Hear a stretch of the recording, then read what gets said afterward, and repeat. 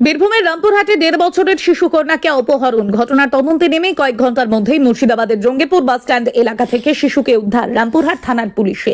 গ্রেপ্তার এক অভিযুক্ত, ধৃতের নাম ইব্রাহিম শেখ, তার বাড়ি মুর্শিদাবাদের সুতি থানার আয়রন এলাকায়। পুলিশ সূত্রে জানা যায়, বুধবার সকাল আনুমানিক 11:30 নাগাদ রামপুরহাট থানার পানিশাইল গ্রামে গোলাপশা খাতুন নামে এক মহিলার বাড়ি থেকে তার 1.5 বছরের শিশু কন্যাকে অপহরণ করে নিয়ে চলে যায় ইব্রাহিম শেখ নামে এক যুবক।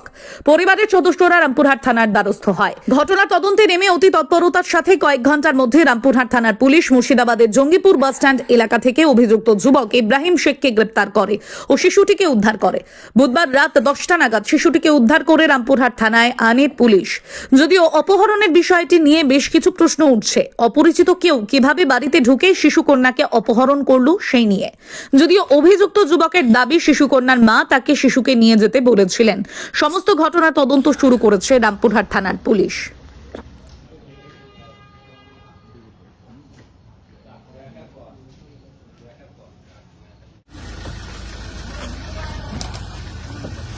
তুমি বাচ্চাটাকে নিয়ে গেছিলে কেন?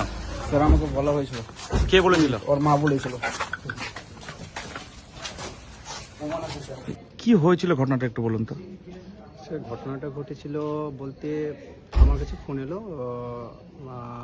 10:30 নাগাদ ফোন এলো যে এই ব্যাপার একজন এসছিলেন, আমাদের বাড়িতে এসছিলেন।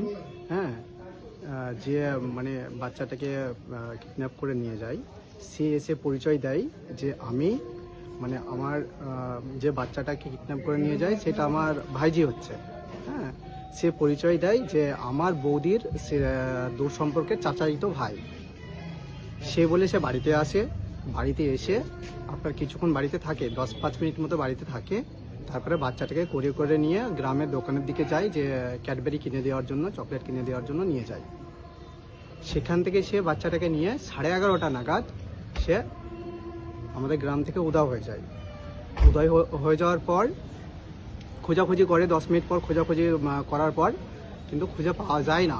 আধা ঘন্টা মতো খোঁজা হয়, খুঁজে পাওয়া যায় না। তারপরে আমরা তৎপর আমার কাছে কল আসে, হ্যাঁ, যে এই ব্যাপারটা ঘটেছে। তো আমি সঙ্গে সঙ্গে আমাদের গ্রামের সিভিক দাদা, নাম হচ্ছে আব্দুল ওয়াহিদ, উনি রামপুরহাট থানায় এখন বর্তমানে কর্মরত। সঙ্গে সঙ্গে আমি কোনো টাইম বরবাদ না করে ওনাকে কল করি যে দাদা এই ব্যাপার। উনি আমাকে তৎপর উনি যেভাবে বলল, যেভাবে উনি আমাকে গাইড করলেন, আমাকে বললো যে তুমি সর্বপ্রথম ছেলের মাকে নিয়ে, হ্যাঁ, থানাতে আসার জন্য আমাকে বলল। সে কিছুটা এগিয়ে গিয়েও রেলগেট থেকে, হ্যাঁ, সে আমার বৌদিকে এবং আমার জামাইবাবু দুইজনে রামপুরহাট থানাতে আসে। তারপরে উনি তার প্ল্যান মতো বড়বাবুকে জানায়। বড়বাবুকে জানানোর পর আমাদের যেহেতু বাড়ির থেকে কোনো একজন গার্জেনের এখানে ডিমান্ড করছিল আপনার। বাচ্চাটার কত বয়স?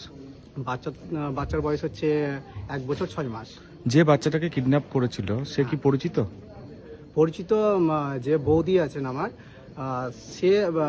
সে নাকি বলছে যে হ্যাঁ আমার পরিচিত দূর সম্পর্কে চাচাতো ভাই হয়। তো কি কারণে নিয়ে গেছে কিছু কারণ এখনো পর্যন্ত কোনো কারণ আমরা জানতে পারিনি। কোথায় নিয়ে গেছিল?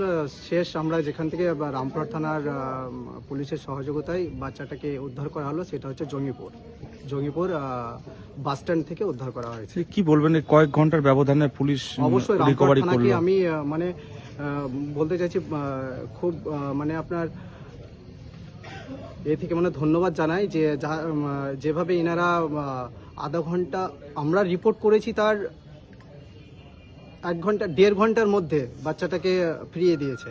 আমি ধন্যবাদ জানাতে চাই রামপুরহাট সমস্ত পুলিশ কর্মীকে।